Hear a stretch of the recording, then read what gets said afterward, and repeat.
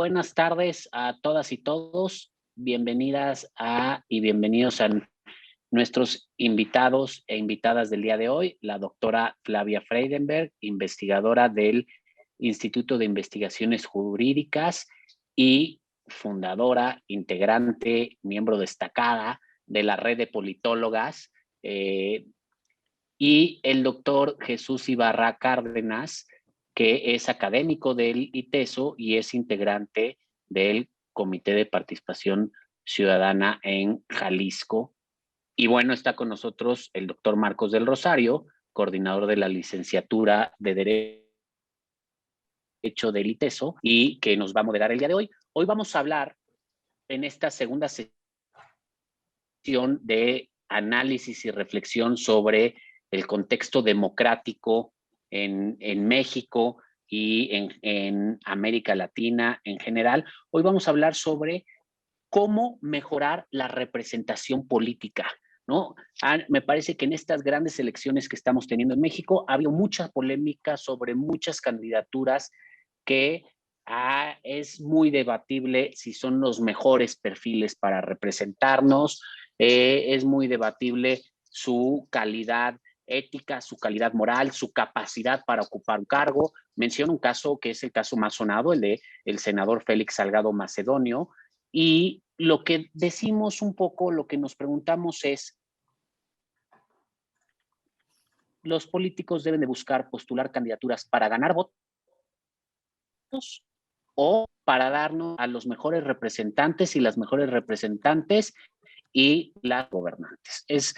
Es un poco de lo que queremos platicar el día de hoy. Yo le agradezco a la doctora Flavia Freidenberg, al doctor Jesús Ibarra y al doctor Marcos del Rosario por acompañarnos el día de hoy. Dejaré la moderación en manos de Marcos, en voz más bien, de Marcos del Rosario, y les agradezco mucho que nos acompañen el día de hoy.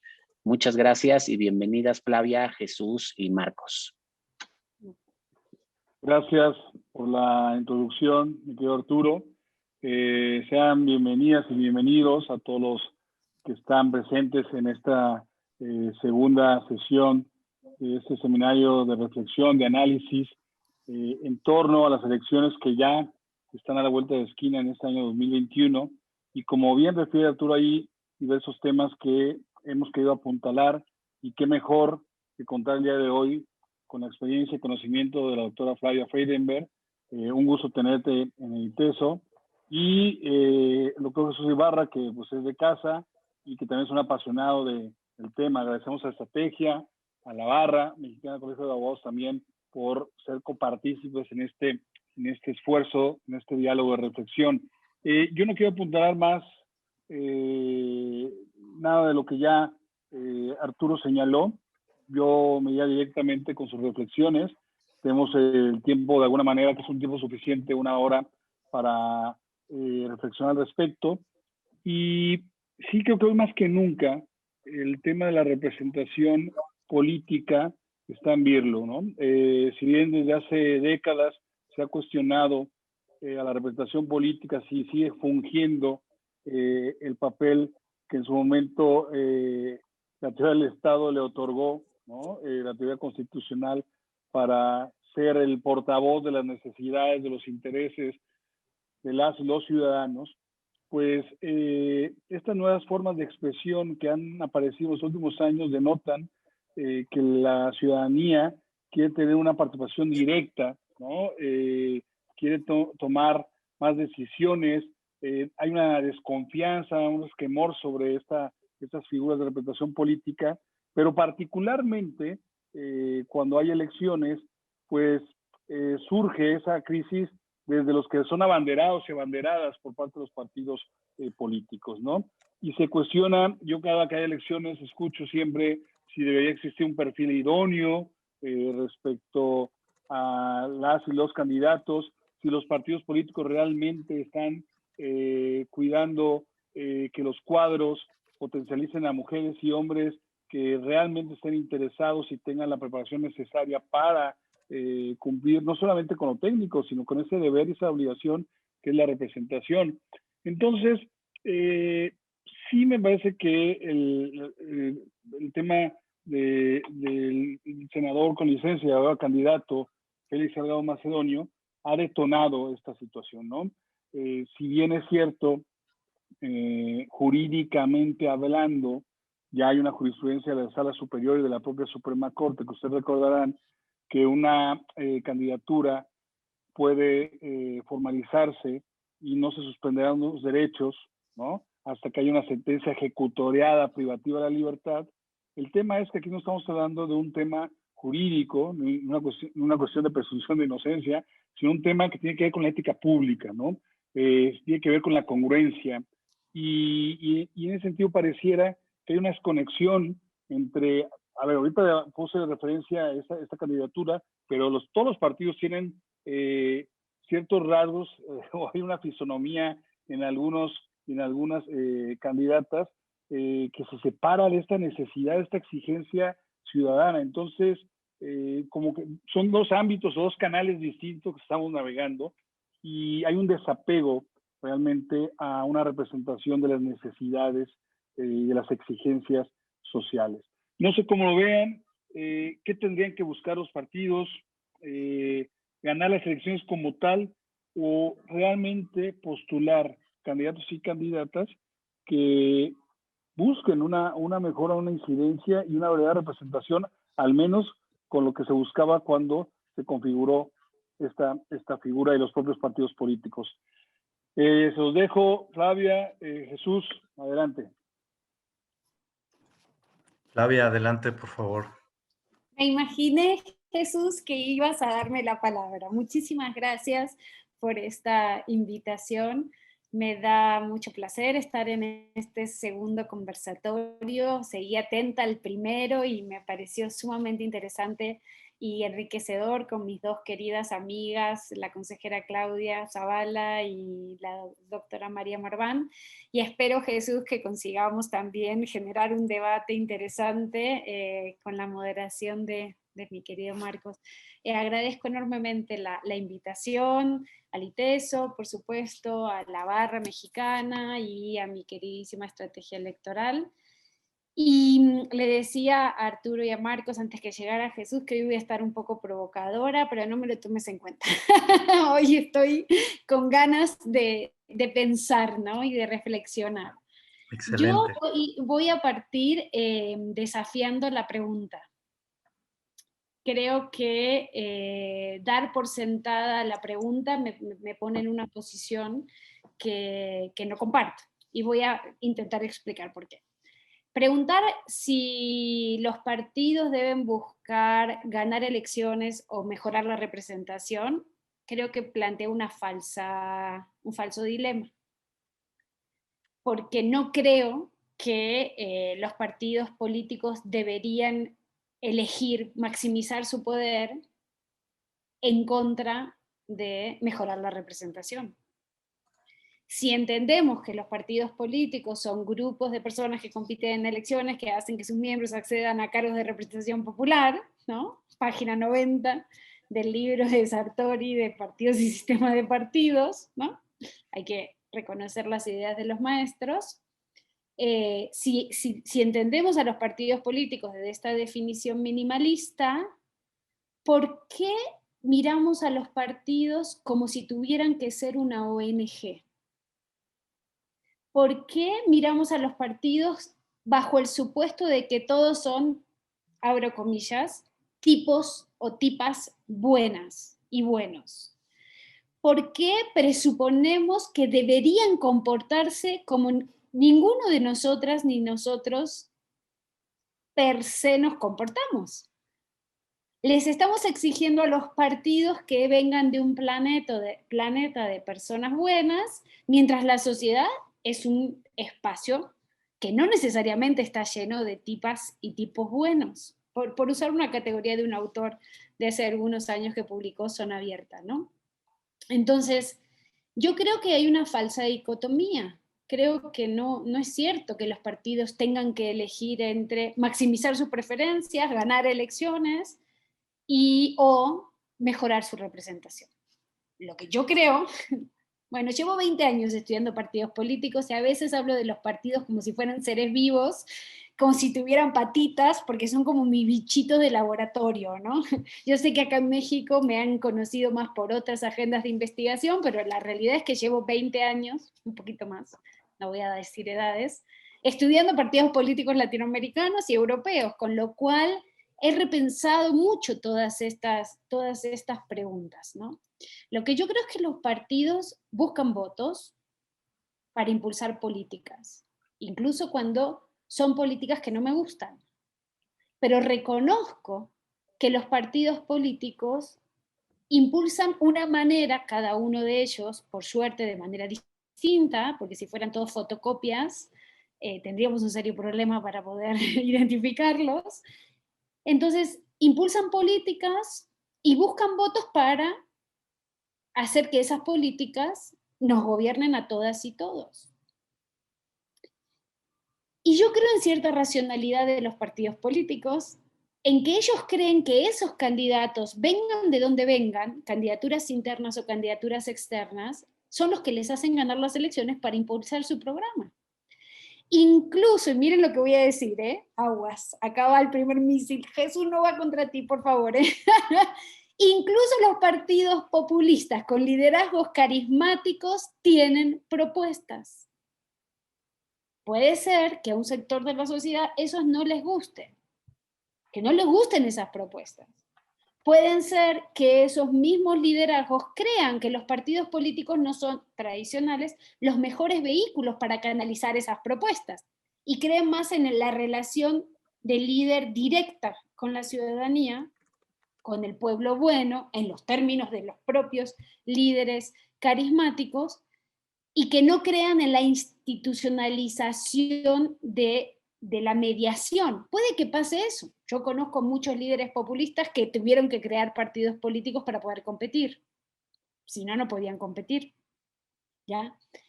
Y que la gente entendió que su propuesta programática era, imagínense, cerrar el Congreso.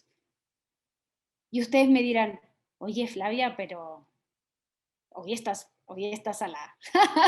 porque cerrar el Congreso no es muy democrático que digamos. Pues depende.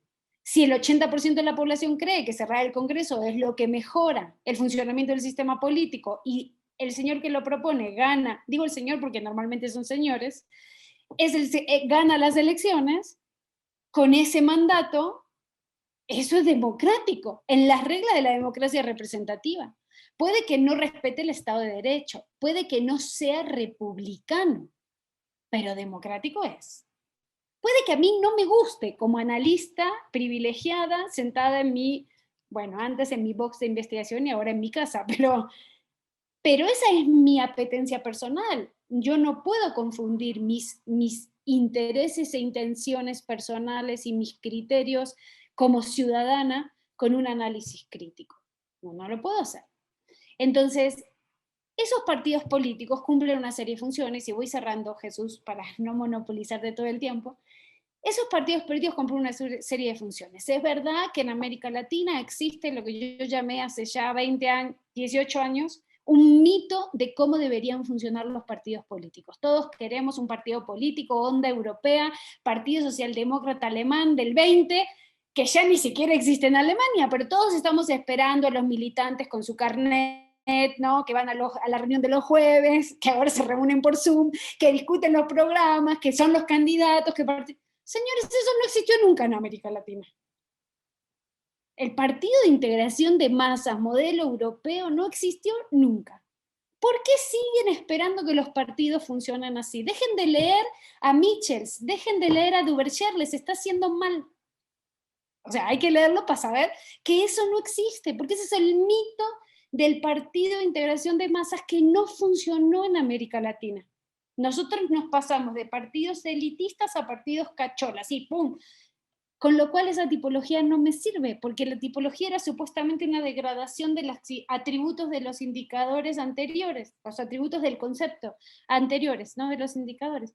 Entonces, ¿qué onda? Seguimos buscando y esperando de los partidos que cumplan un montón de funciones que hoy ni siquiera cumplen los partidos en las democracias que llevan años funcionando con partidos. Pero eso no quiere decir que no hagan cosas. Los partidos representan. Puede que no me representen a mí, pero representan a alguien. Lo que no hacen es articular intereses, pero sí estar presente en ausencia de otro, en nombre de otro, para defender sus posturas. Socializan. Puede ser que no lo hagan como antes lo hacía el PRI, pero difunden ideas. Miren todos los jingles de televisión que estamos escuchando. El otro día estaba escuchando uno, me puse nerviosísima. El señor del partido político decía que no creía en los partidos políticos, y yo decía, pero señor, si usted es un partido político, ¿cómo puede ser que salga a decir que no cree en los partidos si usted es un partido político? Y he puesto esfuerzo, recursos, dinero público, dinero nuestro, para que usted sea partido político, y usted viene a decir que no cree en los partidos políticos. Por favor, ¿qué onda? Pero la libertad y la democracia significa que ese señor pueda hacerlo. Hacen operativo el sistema político porque sin elecciones no puede haber democracia. Participan, son vehículos de participación, generan gobierno y generan oposición. Puede ser que no son todas las oposiciones que nos gustarían, puede ser que cuando hacen gobierno no dan la respuesta a la ciudadanía que nos gustaría, pero evidentemente, dicho todo esto, yo no descarto que hay alarmas importantes respecto al concepto mismo de representación como tradicionalmente lo entendimos, y con esto cierro, deberíamos revisar, más que votos para ganar elecciones o mejorar la representación, lo que deberíamos reflexionar es qué entendemos por representación, cómo se mide esa representación, a quién representan, qué representan, ideas, intereses, políticas, y cómo se representa, con distritos muy grandes que no se identifica quién es quién, con distritos muy pequeños donde hay mayor accountability. Jesús, te paso la pelota, aquí quedo. Adelante, Muchas Jesús. gracias. Bueno, rápidamente agradecer a Marcos del Rosario, Arturo Espinosa, Estrategia Electoral, la invitación, sobre todo por nuestra invitada, que debo decir que desde la licenciatura yo sigo sus textos y ha sido, a pesar de su corta edad, es muy joven Flavia. Hay Yo que acotar eso, es importante siempre. yo la sigo desde hace muchos años y puedo considerarla que en muchas cosas ha sido mi maestra. Es genial para vincular cuestiones de teoría política con derecho, y eso pues es lo que la inquietud que yo he tenido como investigador siempre. Y obviamente pues no voy a refutar muchas de las ideas que comparto con Flavia, si la he seguido con detalle, y más bien me referiré a algunas, creo yo, contradicciones que plantea Flavia, y algunas de sus propias tesis me parece que son incluso contradictorias. Avanzo en esta idea de que hoy por hoy la representación tiene que ser entendida de otra forma y medida de otra manera. Y no estoy absolutamente de acuerdo. Me parece que muchos de los confusiones que hay y de la decepción con la idea de la representación política, esto que le llamamos crisis de la representación política, viene porque se le exige a la representación política más de lo que puede dar. Creo yo que en ese sentido es un modelo agotado para los actuales regímenes democráticos, es decir, la representación política no da para tener democracias saludables y de calidad, y sobre todo no da para trabajar después de las elecciones, después de integrados los órganos del Estado. Y esa es nuestra gran decepción, y eso le llamamos crisis de la representación política. Diría con Kelsen pues que es una ficción jurídica, y entonces a una ficción jurídica no le podemos pedir cosas más allá de lo que nos da. Y creo que en eso coincido absolutamente con Flavia. Y claro, pedirle tanto a la representación política ha causado un malestar generalizado con la política, es decir, nunca antes había sido tan desgastante en términos de confianza dedicarse profesionalmente a ser político o política. Hoy por hoy, pues no es el empleo más digno, y pues popularmente no tienen los políticos el liderazgo que antes tenían para hacer cambios sociales. Este librito de Sandel, el último, La tiranía del mérito, aunque no tiene que ver con el tema de representación, uno lo lee y entiende con claridad por qué tenemos un problema grave y una crisis de representación. En fin, eso digamos que es el parteaguas que yo diría. Se agotó el modelo y hay que entender de nuevo el concepto. El concepto además pues tiene hasta un halo romántico, porque los que pues estudiamos ciencia política por ahí en los 90s, la representación y las elecciones eran la llave, eran la clave para la democratización y el cambio político en este país, y me parece que en muchos de América Latina eran la piedra de toque de las transiciones democráticas. Y pues claro, el profesor, la profesora, como tópicos comunes del tema de representación, pues iniciaba hablándonos del concepto desde Roma, después en el derecho privado, terminábamos justo con Sartori, que ya nos decía Flavia en uno de sus libros una frase de él, y hasta ahí llegaba el estudio de la teoría de la representación. Incluso algunos más intrépidos resolvían el problema con una fórmula de asignación por representación proporcional, y entonces ya pareciera que no había ningún problema con la representación y que la democracia entonces ya funcionaba bien. Me parece que eso obviamente no ocurre, no ocurrió nunca, y si regresamos a las teorías clásicas originales, me llama la atención, ahora que estaba preparando justo el conversatorio, encontrar o recordar que justo Rousseau no aceptaba esta idea de que la representación fuera pues algo que se pudiera delegar. Él decía que el poder no se delega, y si se delega se pierde. Igual que la representación. No puedes delegar ese poder, porque si lo delegas lo pierdes.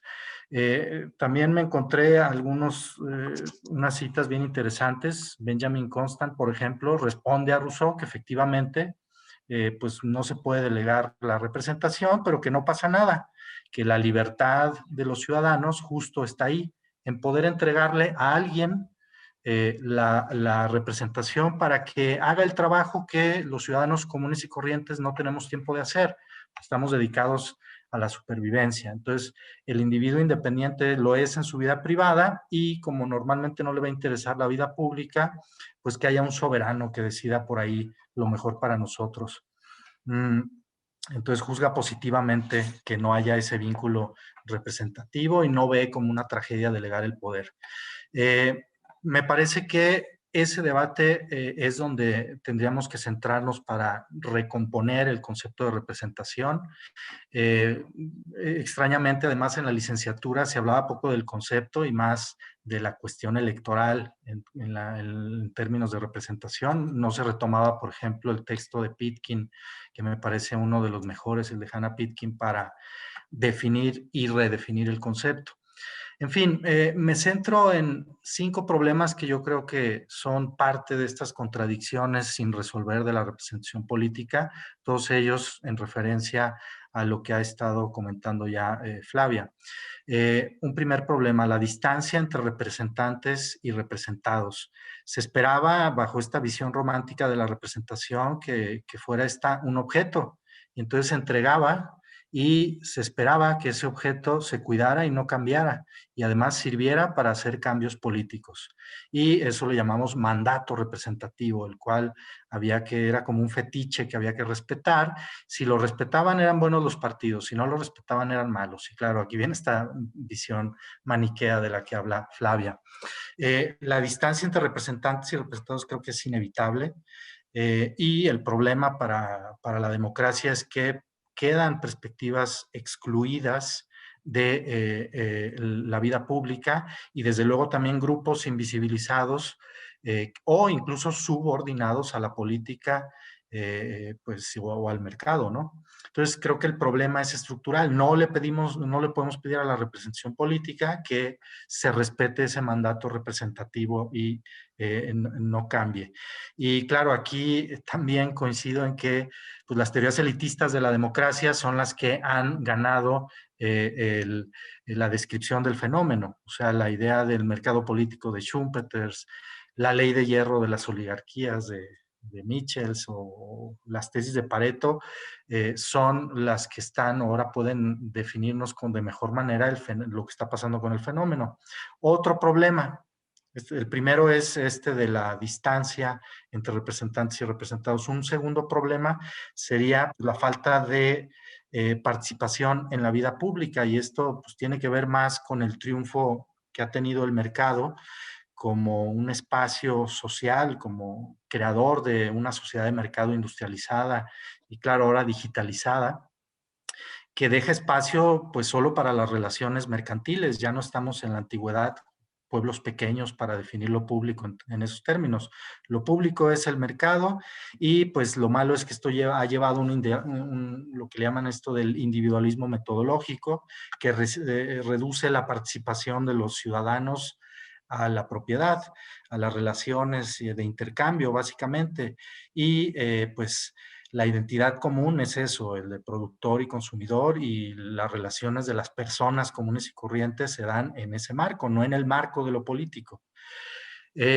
Paso a los dos problemas que creo más importantes, que es el clientelismo y su relación con la representación, o sea, una perversión de los partidos políticos en esa administración del poder, que aquí yo también coincido con Flavia, no es lo mismo una ONG que un partido político, es diferente. Las exigencias, los incentivos, lo que ocurre es distinto, y las decisiones que se toman son distintos. El problema con los partidos políticos es que desarrollan relaciones clientelistas, y ese clientelismo pues despolitiza a los ciudadanos. Estas clientelas perpetúan la desigualdad y la dependencia de ciertos grupos sociales que son capturados tal cual por los partidos, que a su vez luego pues capturan ciertos aparatos o instituciones del Estado. La amenaza más fuerte, me parece, a la representación política, y este sería, creo yo, el último de los problemas que me referiría y que tocó colateralmente Flavia, es el del populismo. El populismo, que es un fenómeno, y creo que Flavia por ahí tiene algo escrito de eso, sobre populismo. El populismo, por definición, rompe el vínculo representativo, es decir, busca acercar la política al pueblo, pues el populismo rompe ese vínculo representativo, accede directamente al líder y desprecia además a las instituciones representativas. Creo que el populismo es el gran reto de la representación política, y se puede justo disolver, o mejor dicho, la mayor crisis de la democracia representativa justo pudiera venir por el lado del populismo. Termino pues un poco con qué queda entonces. Me parece que queda replantear el vínculo representativo, y ese vínculo representativo tendría que llegar hasta el momento electoral. Justo la preocupación ahora ya no es el momento electoral, es lo que viene después. Entonces ya estaríamos hablando de un modelo distinto, más que centrado en la democracia representativa, en relaciones de gobernanza, de cogobierno, en la participación entendida de otra forma distinta a la representativa, más enfoques de gobierno abierto, repito, de cogobierno, de gobernanza, que serían otra lógica, otro modelo para trabajar con la representación, o mejor dicho aquí, la representatividad. Hasta aquí lo dejaría, gracias. Gracias, Jesús. A ver, con base en lo que han dicho, que ha sido muy interesante, entonces pareciera que le queremos dotar de cualidades a la representación cuando es un modelo que aparentemente se ha agotado, ¿sí? Y que requiere de nuevos elementos para que pueda funcionar, ¿sí? Tenemos el fenómeno del populismo, que cada vez está en diversos sistemas políticos como forma de gobierno, y entonces esa forma tradicional que tenemos de la representación se empieza a diluir. ¿Qué es lo que sigue? Porque si nosotros seguimos entrampados en el modelo clásico de representación, pues claro, no nos gusta, está desgastado, me gustó eso, buscamos aspectos de bondad, ¿no? A veces de los partidos políticos, y claro, queremos unos profesionales o unas candidatas que tengan cualidades morales, éticas y profesionales de primer nivel. cuando efectivamente si volvemos a la naturaleza de los partidos, hoy y siempre, pues evidentemente que debe acceder al cargo, ¿no? Aunque se entienda en un sentido utilitarista, pero así es. Entonces, ¿qué es lo que está faltando en este modelo de representación? Estamos en una transición, ¿qué es lo que sigue? ¿Qué es lo que viene? Porque a lo mejor seguimos en una narrativa que ya no es, ¿no? Y la realidad está evidenciando otras situaciones. ¿Tú qué consideras, Zoya? Yo creo que es un debate sumamente interesante. Creo que con Jesús tenemos más coincidencias que disparidades. Hay un punto, si me permites, Marcos, antes de contestar. Sí, adelante, por favor. Que me gustaría subsanar. Yo no creo, Jesús, que el populismo rompa la representación. Entiendo el punto de donde tú vas. Yo creo que es otra forma de representación. Hay un montón de estudios que hemos realizado, tú bien dices, yo pasé una parte de mi vida estudiando populismo sin decir que estudiaba populismo y luego ya teniendo que aceptar que estudiaba populismo, ¿no? Porque mi tesis doctoral fue sobre un partido político creado por un líder carismático. A mí siempre me interesó estudiar los liderazgos carismáticos y su relación política, ¿no? Y eso, mi tesis doctoral fue sobre Abdalá Bucaram en el Ecuador, intentando evidenciar el peso de un partido político en el liderazgo carismático, pero nunca quise llamarle, yo estudiaba populismo, yo estudiaba organizaciones de partidos y su vínculo con estilos de liderazgos carismáticos, ¿no? Y mi argumento era ese, de que incluso ese tipo de liderazgos necesitaban organizaciones de partidos, aunque fueran muy diferentes a las de las organizaciones de partidos de integración de masas, que como ven tengo un problema con esa categoría. Pero yo no, después, años después, Editorial Síntesis me pidió que escribiera un libro sobre el populismo y ahí escribí La tentación populista. Y estudié 21 liderazgos que yo preconcebí como populistas en América Latina, en diferentes momentos de la historia de América Latina. Y la tentación populista a mí me permitió revisar toda la literatura que había hasta ese momento, y lo que encontré es, primero, que para mí el populismo es un estilo de liderazgo, no es una forma de gobierno, no es una forma de partido, no es una forma de relación entre instituciones, no es una política macroeconómica, ni es únicamente un modelo de redistribución de recursos. Yo al final de mucho pensar, de mucho estudiar, me convencí de la idea, pero podemos discutirla, pero me convencí en esos momentos de que el populismo en realidad es un estilo de liderazgo, y como me enseñó mi maestro Orlando D'Adamo, el liderazgo es relacional. Por tanto, para que haya un líder, tiene que haber seguidores que están convencidos de una serie de capacidades extraordinarias. En el caso del modelo de estilo de liderazgo carismático populista, esos seguidores están convencidos que ese líder es el salvador, es el que eligió el pueblo bueno para salvarlo de la crisis de representación y la representación política que los partidos tradicionales, o como les llamamos a los partidos que estaban antes, no habían resuelto a los problemas que tenía la sociedad, porque eso también hay que decirlo. Estos líderes surgen, como bien señaló Weyland o Ken Roberts, en contextos donde hay una profunda dificultad de los actores clásicos de la representación de dar respuesta de bienestar a la ciudadanía. Estos líderes no nacen de la nada, surgen como antidepresivos sociales, surgen para canalizar el hartazgo de la gente con los mismos de siempre que vieron la política como un espacio de distribución de privilegios. Entonces, América Latina tiene una experiencia enorme, quizás México menos, pero América Latina tiene una experiencia enorme en este tipo de liderazgos. Entonces, yo no estoy convencida, no creo, en verdad, Jesús, lo digo con mucho respeto, ¿no? que sea un rompimiento de la representación.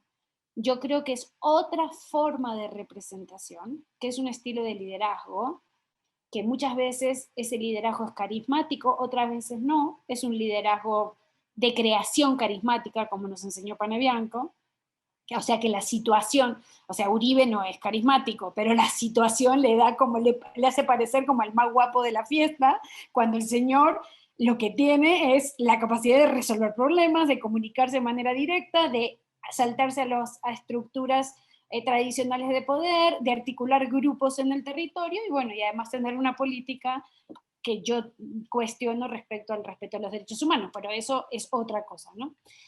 Lo que a mí me parece es que el seguidor o la seguidora populista, y a mí me gusta mucho entrevistar a la gente, y una vez en un foro, alguien en medio de una gran acalorada discusión me miró y me dijo, ¿ves, Flavia, por qué nosotros tenemos otra visión del populismo? Y yo dije, ay, ¿qué va a decir? Porque nosotros hacemos trabajo de campo y hablamos con la gente. Y es verdad, o sea, hay toda una corriente de estudiosos del populismo que hemos caminado la calle, como se diría en Argentina, que hemos entrevistado a seguidores de estos líderes y que les hemos preguntado por qué siguen a un señor, normalmente son señores, ¿no? No hay muchas señoras populistas, en general son señores, que canalizan esa depresión social, de esa frustración y ese enojo y ese desencanto con la política de antes. A esos seguidores, ese líder les representa. Si usamos la misma palabra, ¿no? La misma categoría. Entonces no es cierto que el populismo rompe con la representación. Lo que hace el populismo es decir, ok, yo utilizo bueno, muchos líderes populistas, uso las elecciones porque son la fuente de legitimidad democrática, accedo al poder a través de las elecciones, y una vez que estoy en el poder, pues las cosas se hacen como digo yo. O tienen una fuerza mayoritaria en las instituciones, en las otras instituciones que le apoyan para sacar lo que en España llamábamos leyes como rodillos, ¿no? O sea, tenían una mayoría lo suficiente. ¿Por qué Fujimori no se enfrentó a su Congreso después del golpe de Estado del 93? Porque eran todos fujimoristas, ¿sí? Legitimados por la gente, que en un 80% le pareció maravilloso que Fujimori cerrara el Congreso y persiguiera a los que no opinaban como él. Es decir, que la ciudadanía tiene un peso. Entonces, hay sectores de la ciudadanía que ven en estos liderazgos un modelo de representación delegativa, si quieres, al estilo de O'Donnell, ¿no? Autoritaria, si quieres,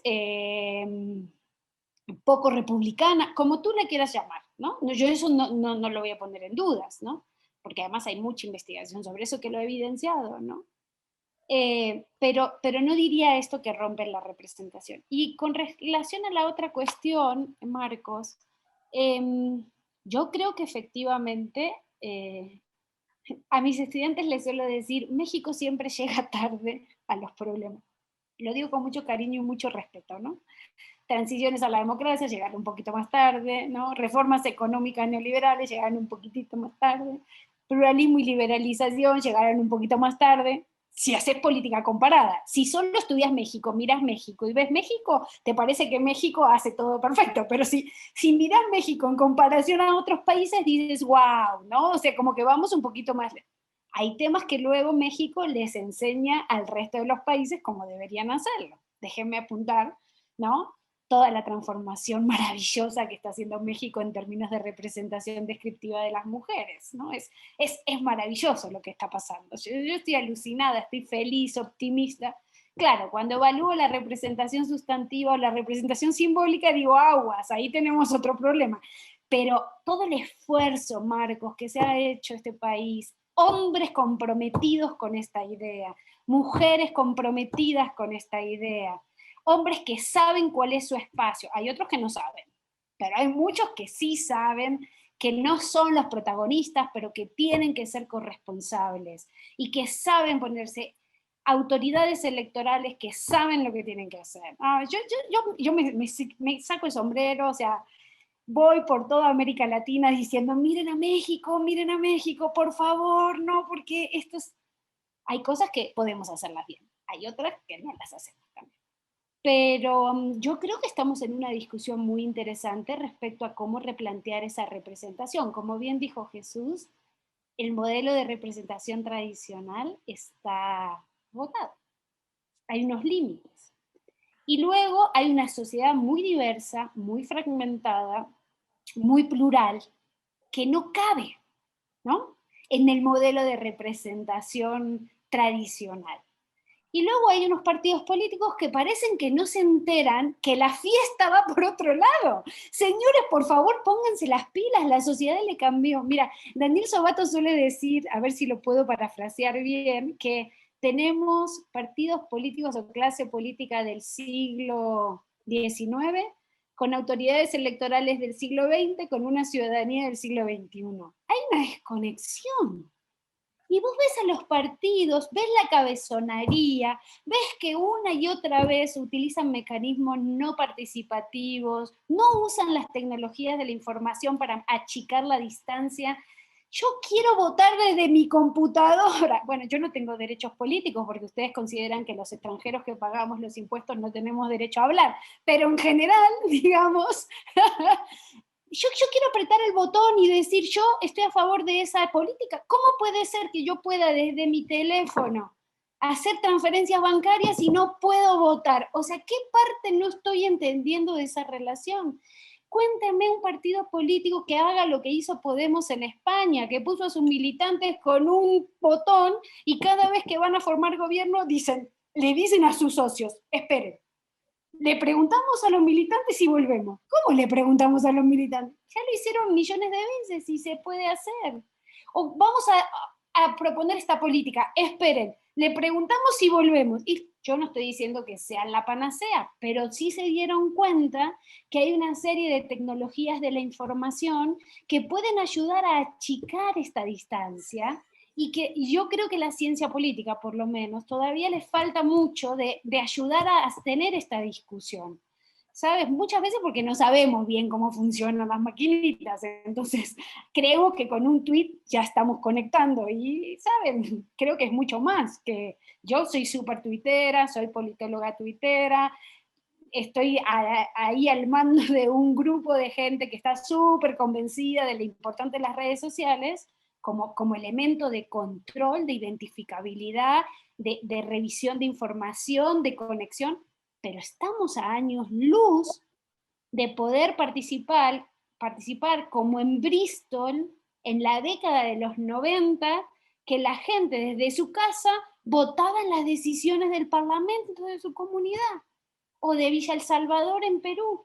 ¿Cómo que yo no tengo a dónde ir a decir que el señor de Coyoacán, que gobierna Coyoacán, no ve el río está contaminado en los viveros y que toda la gente va a correr ahí y nadie se pone delante de decir, señores, aquí, ¿cómo yo no puedo articular una manera de expresar mi voz?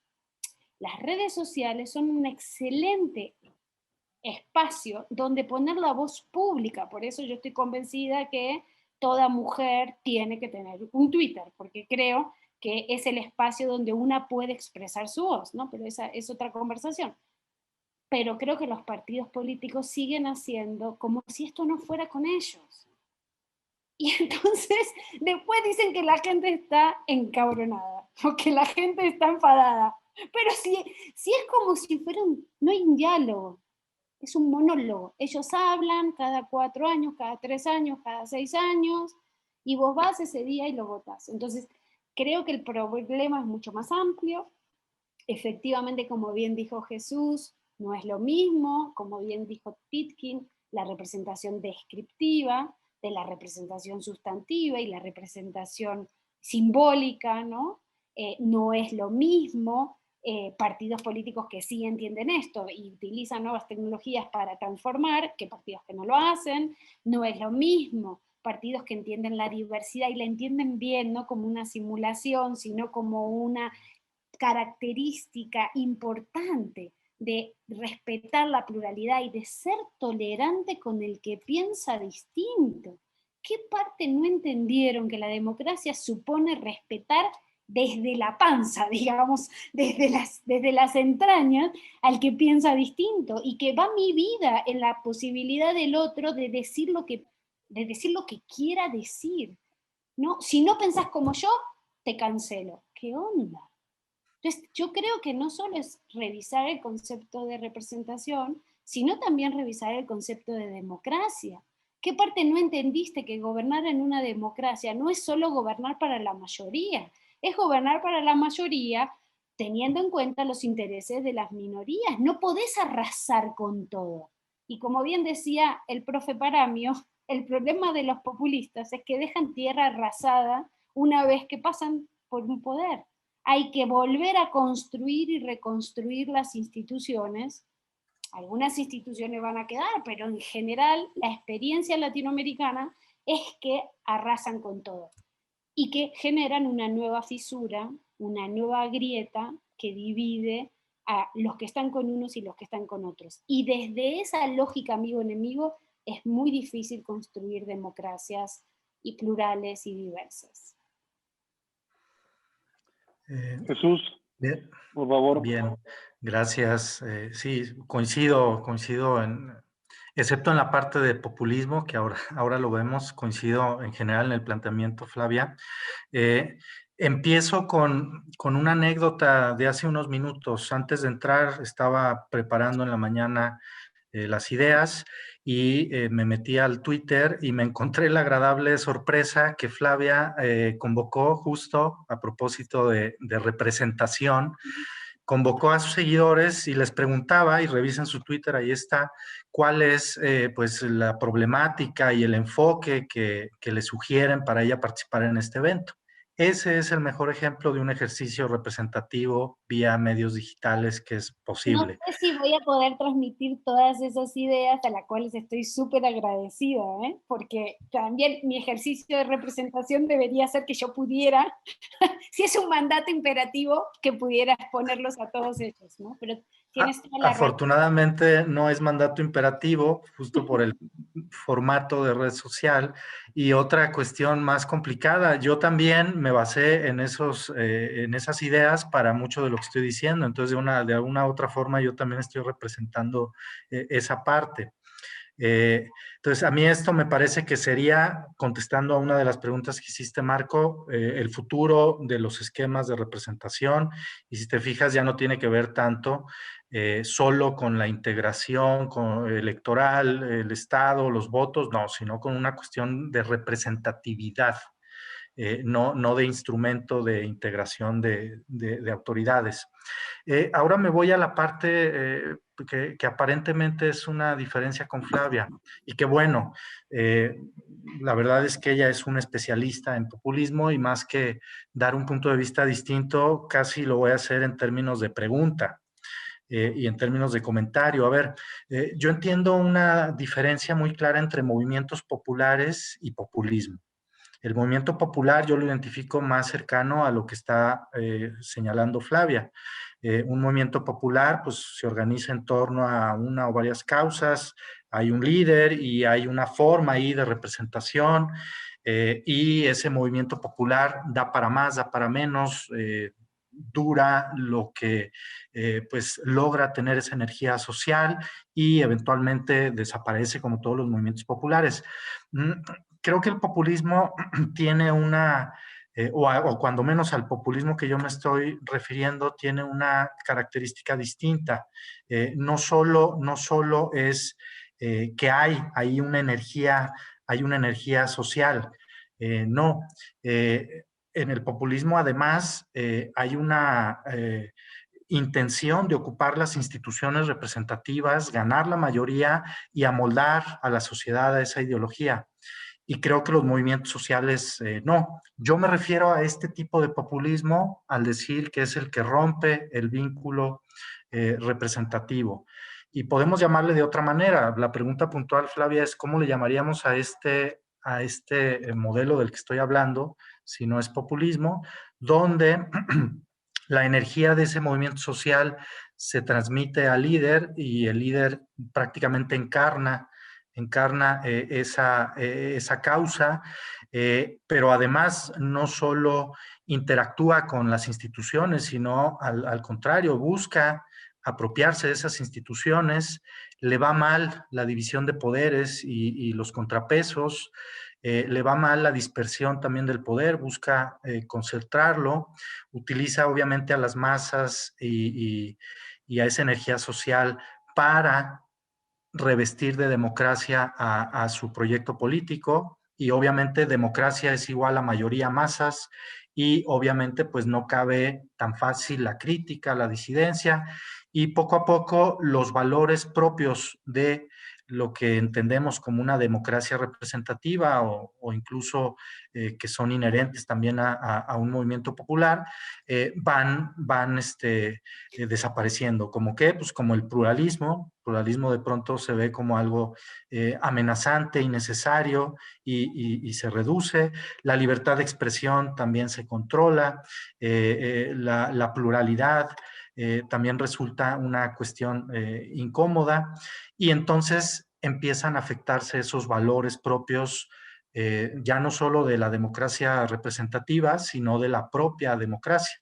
A esa o esa la parte donde yo digo que se rompe el vínculo representativo, pues porque ya el movimiento social transfiere al líder las agendas y las causas, y luego ese líder lo lleva a las instituciones y luego se empieza a volver monolítico todo ello.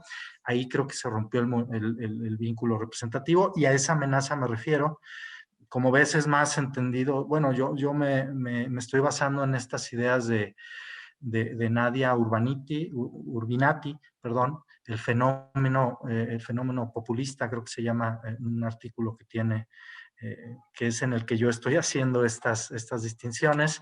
Pero tú, ¿cómo lo ves ahí, Flavia? Porque a mí me parece que esa amenaza, ese tipo de populismo es el que puede pues canalizar toda la energía negativa en contra de la política, la utiliza para acceder al poder, y una vez en el poder empieza a concentrarlo, a romper los contrapesos, a llevarse muy mal pues con los otros poderes, con el mismo legislativo. Hay una contradicción porque el líder fue electo por más ciudadanos, tal vez incluso que los parlamentarios, en fin. Hasta aquí Antes lo de que dejo por ahora. respondas, perdón, Flavia, rapidísimo, parece muy interesante cómo nos hemos decantado con el tema del populismo. ¿Por qué? Porque al final de cuentas es un elemento imperante que incide en la representación en la forma de gobierno, y yo coincido con lo que se ha dicho. Pareciera que esta tendencia a concentrar, a imperar, pues choca con los valores propios de la democracia, con los valores también del constitucionalismo. Entonces estamos también ante una nueva forma también de ejercicio del poder, no solamente de la representación, sino de ejercicio del poder. Entonces, en aras del tiempo, yo sabía que iba a pasar esto y que nos puede dar para 2 horas, 3 horas perfectamente.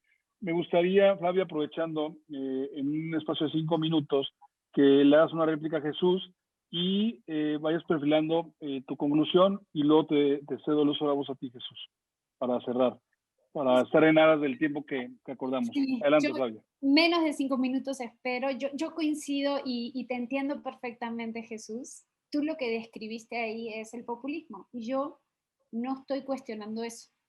Lo que yo cuestiono es esta visión, no digo que sea tuya, una visión muy de la década de los 40, bueno, no antes, de los 30, ¿no? De los 50, que ven al seguidor del liderazgo populista como una masa anómica que es dominada y que no tiene racionalidad. Yo creo que el seguidor populista es un ciudadano que elige ser populista. Y eso, yo sé que estoy loca, porque mis amigos me dicen, pero Flavia, ¿cómo van a ser ciudadanos? Y yo lo sé, yo entiendo, yo perdonen. Me encantaría decirles tienen razón, pero ¿se acuerdan cuando llegué hace 6 años y les dije, vengo del futuro y las candidaturas independientes no funcionan, casi me linchan? Bueno, ¿se acuerdan cuando hace 10 años... Con la panacea, claro, ¿no? Sí. Claro, sí. Hace 10 años vine y les dije un día, oigan, que van a tener que aprobar la reelección. Casi me linchan, eso es un mito mexicano, no puede aprobarse la reelección. Hermano, tienes que aprobar la reelección si quieres mejorar la rendición de cuentas. Entonces, les vengo a decir, lamento decirles esto si no les gusta, pero yo entiendo tu posición y tienes razón. El mainstream dice lo que tú dices, Jesús. Yo no estoy de acuerdo en el hecho de que las personas que eligen a unos liderazgos carismáticos, que le pusieron la categoría de populistas, pero que hacen todas esas cosas, no sean racionales. que no hagan una maximización de costo-beneficio y que además haya un hábitus, ¿no?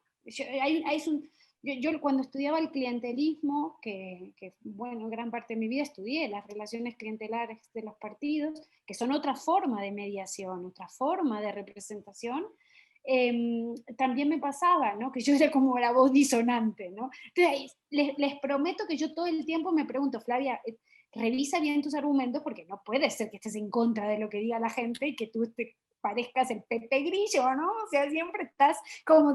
Pero mis estudios no me permiten decir que un seguidor populista no se siente representado por un liderazgo populista. Para que haya un liderazgo tiene que haber seguidores, y ellos eligen a ese señor, normalmente, repito, son señores, para que los represente, y lo hacen democráticamente. Lo que sí es cierto es que los liderazgos populistas pueden no gobernar, o normalmente no suelen gobernar republicanamente. Sí democráticamente, pero no republicanamente. Yo escribí un texto hace unos años, decía, no se trata de una cuestión de democracia, es una cuestión de república. Lo que no se está respetando es la vigencia de la república. Y hay una diferencia. Y Sebastián Mazuca, un colega maravilloso argentino que trabaja en Estados Unidos, escribió un paper, que les podemos pasar la referencia, que él marcó un poco en la escuela de O'Donnell. Una cosa es el acceso al poder y otra cosa es el ejercicio del poder. Y se puede ser electo democráticamente, y se puede, teniendo la legitimidad de origen que le da ser electo democráticamente, se puede no estar respetando la división de poderes, el pensamiento distinto, la libertad de expresión, la pluralidad de medios, crear un enemigo en todo el que opina distinto. O sea, se puede hacer eso, ¿va? Y vas a ir a las próximas elecciones, y la ciudadanía con su voto les va a volver a ganar. O sea que van a tener legitimidad de resultado. No, como diría Linz, no solo legitimidad de origen ni de resultado. Por eso yo creo que urge repensar esta discusión, porque nos estamos equivocando si creemos que es una crisis de representación a seca. Es una crisis, como bien dijo Jesús, del modelo de representación, es una ausencia, y con esto voy cerrando, Marcos, muy fuerte de capacidad de dar resultados, pero a mí no me van a hacer creer que los seguidores de un populista es una masa amorfa como el flautista de Hamelin, que se deja llevar por un señor que le dice cosas y no entienden lo que están diciendo. No entienden perfectamente lo que está diciendo, porque además es quitarle responsabilidad ciudadana y cívica entenderlos de esa manera.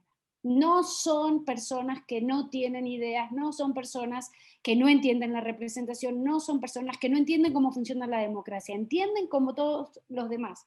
Lo que pasa es que atacar a la ciudadanía que elige a ese tipo de representantes muchas veces es más cómodo que repensar qué fue lo que hicimos en el modelo anterior para hacer que más franjas de población de nuestra comunidad vivan en mejores condiciones. Lo que es una vergüenza es que tengamos 64 millones de pobres, es una vergüenza nuestro sistema de salud, es una vergüenza que los recursos públicos no se distribuyan de manera igualitaria, y es una vergüenza que esto no lo hayan hecho las democracias latinoamericanas con el poder que la gente les dio para hacerlo. Entonces, si pensamos en todos estos elementos, claro que hay que repensar el modelo de representación.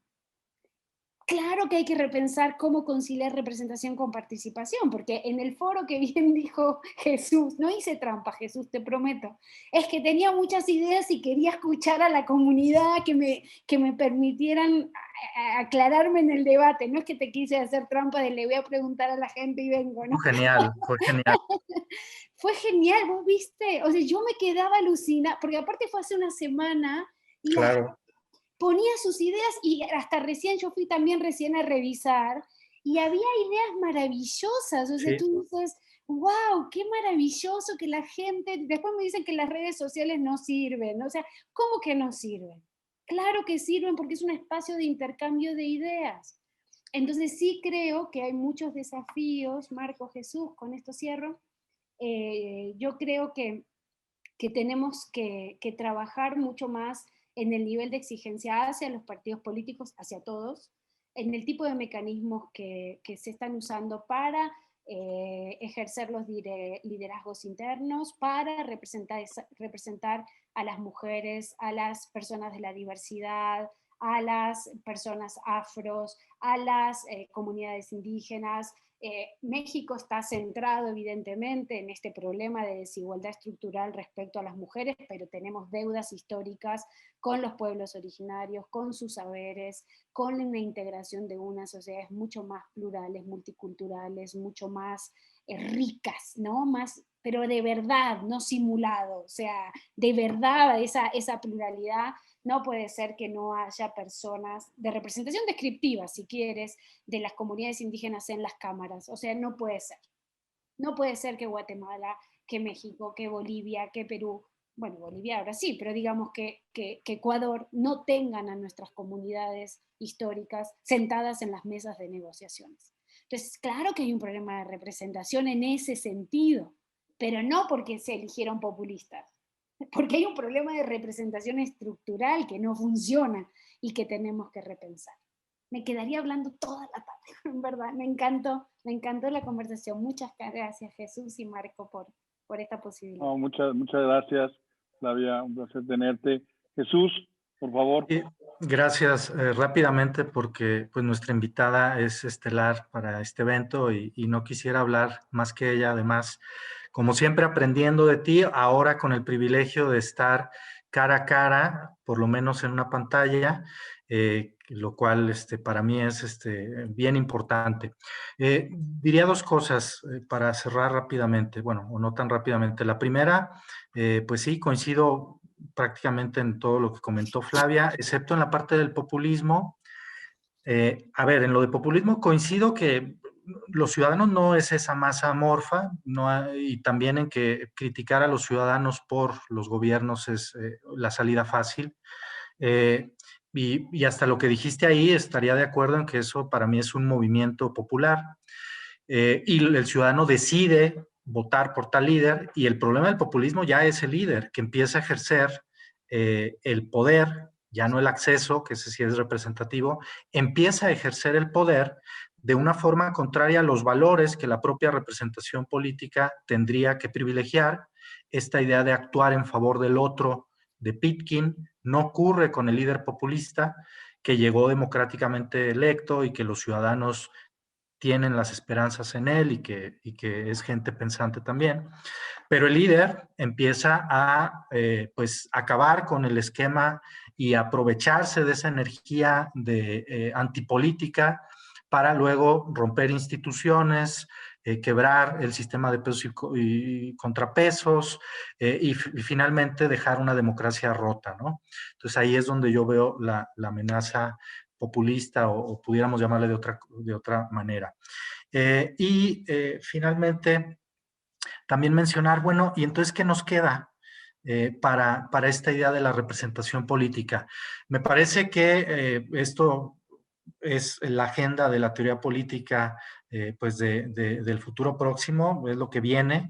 Creo que la discusión está sobre todo en definir con claridad que el ejercicio del voto tiene que ser retrospectivo, es donde es fuerte como un instrumento de rendición de cuentas, no tanto prospectivo, no tanto para introducir y resolver demandas en el sistema político, y creo que en esa otra parte, ya no en la de integrar electoralmente a los órganos del Estado, sino en la parte de generar políticas públicas para resolver los problemas que ya comentó Flavia. Ahí, en esa parte, creo que la alternativa tiene que ver con una participación, no de instrumentos de democracia directa, semidirecta, no, sino otra lógica, una lógica más centrada en la gobernanza, el cogobierno, el gobierno abierto, esta idea de la participación junto con los políticos y las instituciones para generar instrumentos legislativos, políticas públicas que lleven la mano, las demandas, los intereses de los grupos que van a ser afectados por esas decisiones. Finalmente, creo que entonces la democracia representativa en esta parte del ejercicio del poder tendría que funcionar esa representatividad para evaluar qué tanto es el desempeño, qué tan favorable es el desempeño de los servidores públicos respecto de las problemáticas de sus electores. Es decir, tratar de medir esto que nos habla Pitkin, de cómo actúa en favor del otro el representante.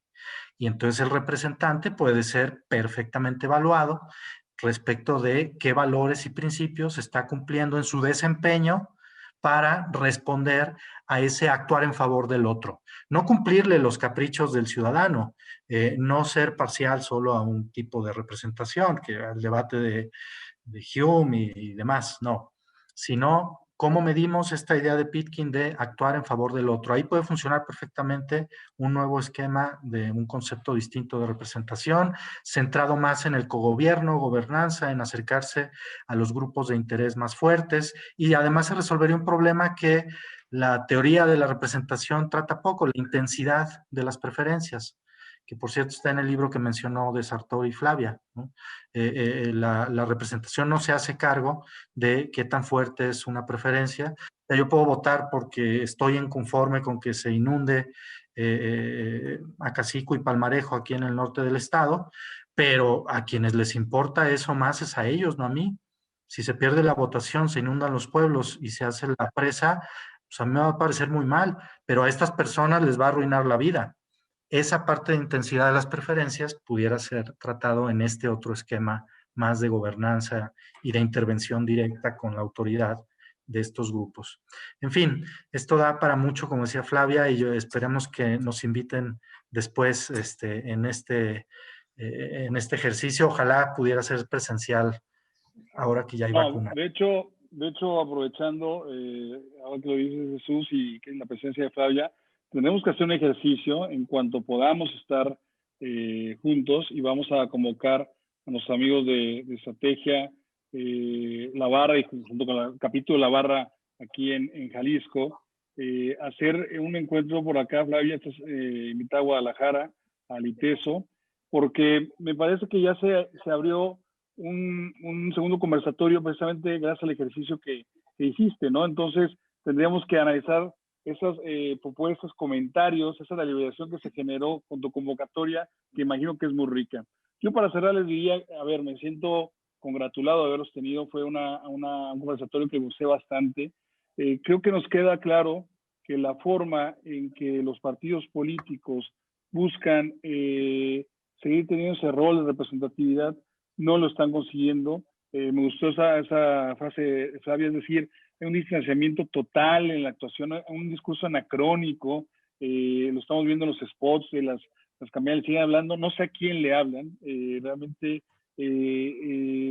a qué militancia o a qué simpatizantes se le está diciendo eso. Y en ese sentido, pues no están cumpliendo con las exigencias sociales que requiere la ciudadanía. Y por tanto, pues no hay una representación, ¿no?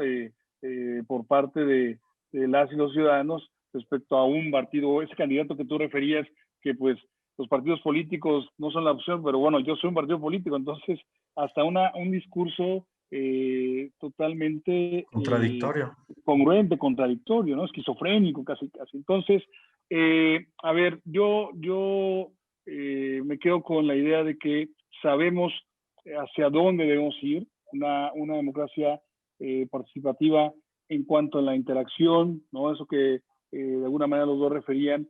A ver, me volteo con la ciudadanía de manera instantánea. Eso es lo que se está necesitando, se está solventando realmente esta situación. En fin, un diálogo permanente que no existe. Las agendas parlamentarias son lo más lejano de las necesidades ciudadanas. Son agendas de intereses concretos que muchas veces incluso pasan por encima los postulados que en campaña hicieron o las promesas que en campaña hicieron algunos candidatos y candidatas. Y creo que los obstáculos son esos, ¿no? Un sistema de partidos que representa algo que ya no es la realidad, y esta situación como el populismo, ¿no? En el cual yo abandero las necesidades y yo represento lo que el pueblo quiere, me apodero de esa voluntad, ¿no? Y claro, como tengo esta legitimidad absoluta, pues puedo incluso contradecir o poner en controversia algunas situaciones ya previstas a nivel institucional, ¿no? el diálogo está abierto. Yo les diría, mi querida Flavia, mi querido Jesús, que vamos a tener que hacer una segunda ronda de esto después de la jornada electoral. Vamos viendo cómo queda esto. Y sobre todo, recojamos esto que tus followers, mi estimada Flavia, te pusieron ahí. Yo creo que va a ser muy interesante. Perdón por el tiempo, porque estamos con este formato ajustado. Nuevamente, muchísimas gracias. Hay varias preguntas que los participantes nos hicieron ver. Me comprometo a hacérselas llegar para que podamos estar ahí en un diálogo con ellos. Y pues nada, reiterar que esta es su casa. Gracias a Arturo, con Estrategia, a la barra. El ITESO es su casa. Y bueno, pues estamos en comunicación. Gracias a todos y todos por haber participado. Muchas gracias. Gracias. Hasta luego. Gusto. Cuídense. Hasta luego. Gracias. Hasta luego.